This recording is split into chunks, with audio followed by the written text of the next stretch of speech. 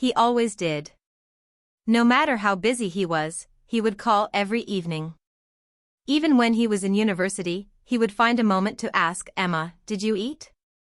I used to laugh at his concern. "Yes, Beta," I'd say, "I ate before you even thought about food." I didn't realize it back then, but those small calls were my lifeline. The sound of his voice was my comfort, my connection to the world. It made me feel needed. Loved. When Amir got married, I was happy. Truly happy. Every mother dreams of the day her son finds someone to share his life with, someone who will care for him, stand beside him, and make him smile the way only love can. The day he brought her home, I remember standing by the window, waiting. My heart was racing like it hadn't in years. Her name was Sana. She was beautiful, soft-spoken, graceful, and polite. She wore a light pink scarf that day, and her eyes were full of nervous kindness. She greeted me with a warm smile and touched my feet, saying, "Ami G, it's an honor to meet you." I felt my heart melt. In that instant, I thought, this is the daughter I never had. The first few months after their marriage were peaceful and bright. We all lived together, me, Amir, and Sana, in our modest little house. It wasn't big, but it was filled with warmth. Sana had a way of bringing color into the home. She decorated the living room with soft cushions and floral curtains. She would light candles in the evening and say, "Ami G, every house needs its little glow." I loved her for that. I would sit by the kitchen window, watching her move around, humming softly as she cooked. She reminded me of myself when I was her age, hopeful, patient, full of life.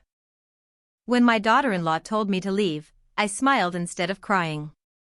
It wasn't because I wasn't hurt. I was. More than words could ever explain. But I smiled because, deep down, I had seen it coming for a long time. The signs had been there, small ones at first, almost invisible. The kind of moments you ignore because your heart refuses to believe what your eyes are already telling you. It doesn't happen all at once. It starts quietly. A short reply instead of a long one. A door closed a little faster. A smile that doesn't quite reach the eyes. That night, after she said those words to me, I sat alone on the edge of my bed, holding a small pillow in my hands. It was the one I had sewn for my son when he was 10 years old. The fabric was worn now, the blue color faded with time. But the stitches were still there, crooked, uneven, made by trembling hands of a young widow who was trying to raise her child alone. Back then, every stitch felt like a prayer. A promise that I would do everything in my power to protect him, to give him the life his father never had the chance to see. I never imagined that one day, he would be the one to turn away from me. Not because he wanted to hurt me, but because love, when misplaced, can blind even the kindest hearts. That's what happened. My son didn't hate me. He just forgot me. And that kind of forgetting hurts more than hatred ever could. My name is Salma. I am 58 years old, and I live in a small, quiet neighborhood on the edge of the city. Before everything changed, my life was simple. I spent my mornings watering my plants, making tea, and sewing clothes for the neighbors. My afternoons passed slowly, sometimes with old songs playing softly in the background, and my evenings always ended the same way, waiting for my son to call. The next morning, Amir found me making breakfast. "Ma," he said, "you should rest. You're a guest here." I smiled. "A mother is never a guest, Beta. She's just home in different places." He nodded quietly, and I could see emotion in his eyes. "Thank you," he said softly, "for never giving up on us." I looked at him and replied, "A mother doesn't give up. She waits, not because she's weak, but because she knows love always finds its way back." Later, when I returned to my own apartment, I didn't feel lonely anymore. Every corner of that small space held echoes of laughter, memories, and promises. And when I looked at the framed photo on the table, the three of us smiling, I noticed how complete it looked now. Because behind that picture, there were no resentments left. Only understanding. Behind those smiles there were years of learning to love, to let go, to return. As I sat by the window again, watching the evening sky turn gold, I thought, life is not about who hurt you or who left you behind. It's about who you become when you choose to forgive. And sometimes the greatest love stories are not between lovers. They're between mothers and children who find their way back to each other after silence. So when people ask me now if I live alone, I smile and say, no, I live with memories, prayers, and peace, and that's enough. Because in the quiet of my heart, I know this. Even when love walks away for a while, it never truly leaves. It just waits patiently for the right time to come home again. Amir stood beside me, smiling. She looks peaceful with you, Ma. I looked at him and said, maybe she feels what you used to feel, safe. He laughed softly, and for a moment, we were no longer mother and son separated by years of misunderstanding. We were just family again, connected by something deeper than words. That evening while the baby slept, Sana sat beside me. Ami G, she said, I know things weren't always easy between us, but I want you to know, you're the heart of this family. I couldn't have done any of this without you. Her words brought tears to my eyes. I took her hand and said, families are not built in a day, Beta. They grow slowly with mistakes and forgiveness. The important thing is that we kept trying. She nodded, smiling. And now this little one will grow up learning from you. I looked at the baby again, her tiny chest rising and falling with each breath, and thought, this is how love heals itself. Quietly over time. That night, as everyone slept, I sat by the same window in their home where I had once stood feeling unwelcome. The moonlight fell gently across the room, and the air smelled of baby powder and peace. I thought about how life had taken me through circles: love, loss, distance, return. Each part had its purpose. If Sana had never asked me to leave, maybe I would never have learned the strength of letting go. If Amir hadn't drifted, maybe I would never have learned how deeply I could love even in silence. Pain, I realized, is not the opposite of love. It's a reminder of how much we cared. And forgiveness is what turns pain back into love. I smiled to myself, feeling tears slip quietly down my face, but this time they were warm, not heavy. I whispered a small prayer of gratitude for my son, for my daughter-in-law, for the little life sleeping in the next room. There are evenings when I sit by my window watching the sky turn gold, and I remember everything: the hurt, the distance, the silence. But I also remember the understanding that came after. And in that balance I find peace. One night, Amir called unexpectedly. Ma, he said, we have news. My heart skipped. What is it, Beta? There was a pause, and then Sana's voice came through, soft and trembling with joy. Amiji, I'm expecting. For a few seconds I couldn't speak. My eyes filled with tears. That's wonderful, I whispered. Sana laughed shyly. You'll finally be a grandmother. I closed my eyes and took a deep breath.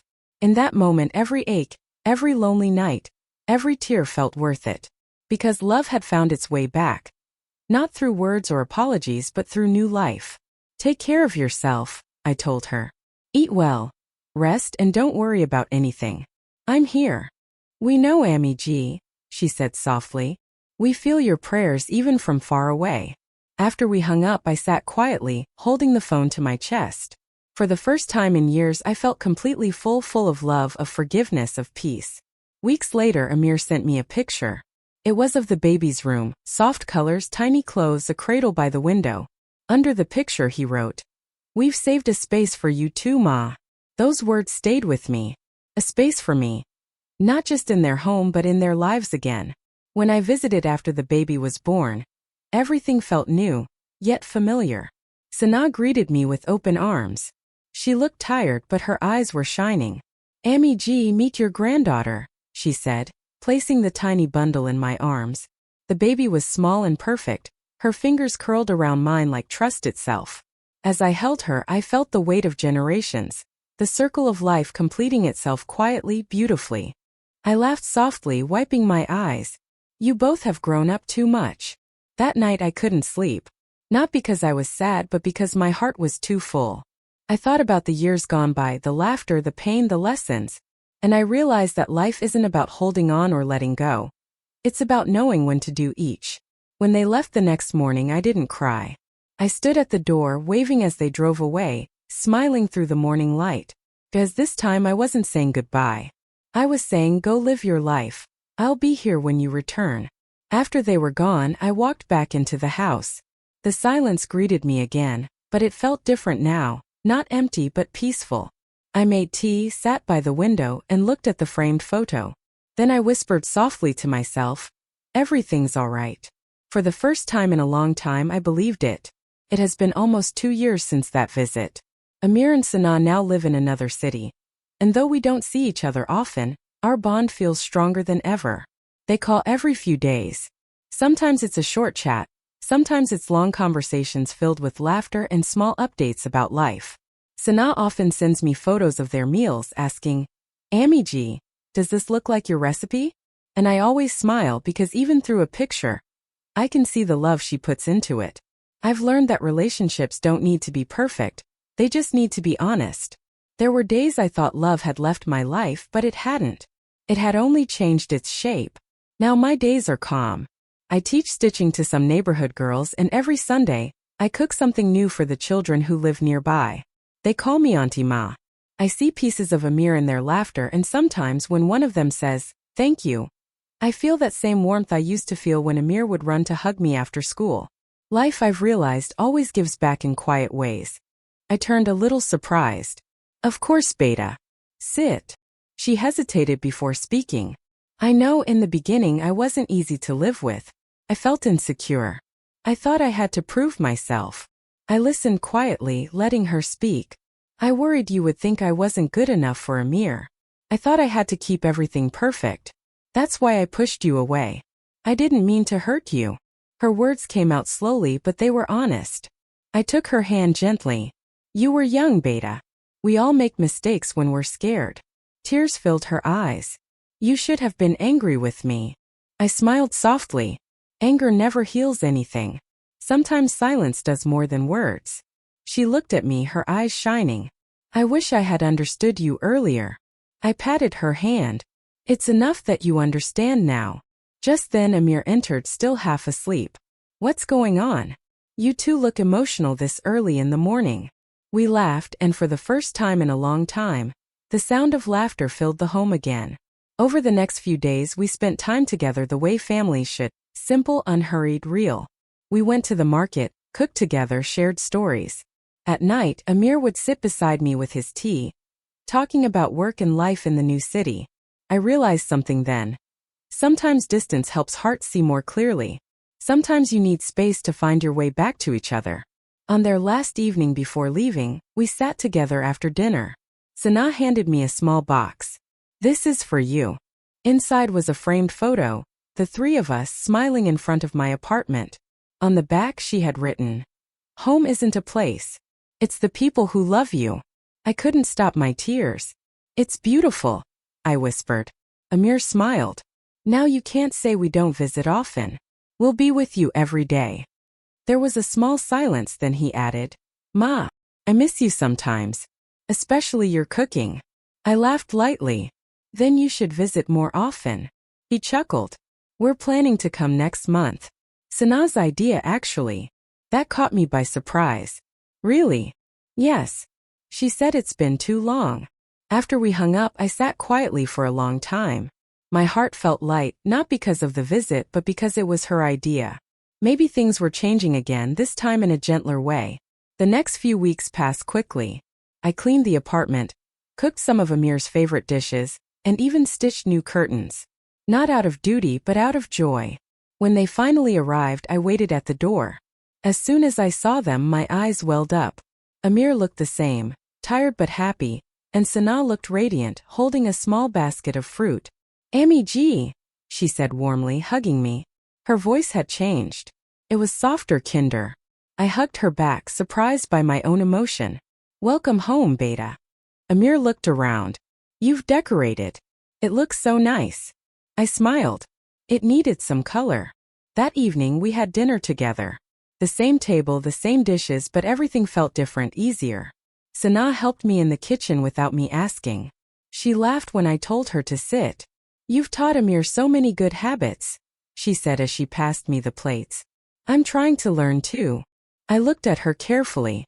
There was no tension in her eyes now, only sincerity. Maybe she had grown into her role, and maybe I had learned to let her. Later that night, after they had gone to bed, I sat by the window once more. This time the silence felt full of life, of memories, of something new forming between us. The next morning I woke up early and made breakfast. As I poured tea, I heard soft footsteps behind me. It was Sana.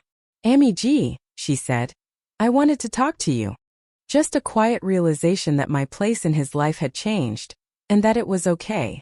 After Amir and Sana left for the new city, the days felt longer than usual.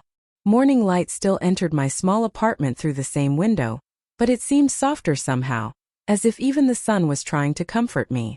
I started each day the same way. A cup of tea, a prayer, and a glance at my phone. There were no missed calls, no messages. But I still checked out of habit. In the beginning, the silence felt unbearable.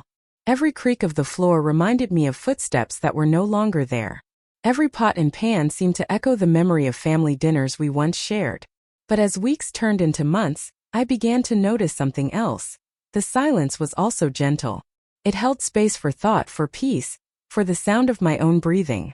I had spent so many years caring for others that I had forgotten what it was like to care for myself. So I began to do small things, simple things. I bought a small plant and placed it on the windowsill. I started walking every evening, watching children play in the park. I joined a nearby stitching group where a few women met every week to sew and talk about life. First, I didn't speak much. I mostly listened. But slowly I began to share little things. A recipe, a memory, a joke. They called me Auntie, and their warmth filled a small space in my heart that had been empty for so long. I didn't realize it then, but healing had already begun. One evening while I was returning from the park, my phone rang. It was Amir. "Ma." His voice sounded brighter than it had in months. "How are you?" "I'm well," I said, smiling. "And you?" "We're good. I got a promotion at work." I felt my heart swell with pride. "That's wonderful, Beta. You've always made me proud." He paused. "I wanted to tell you earlier, but things were hectic. Sana's been helping a lot. She's adjusting too." "That's good to hear," I said softly.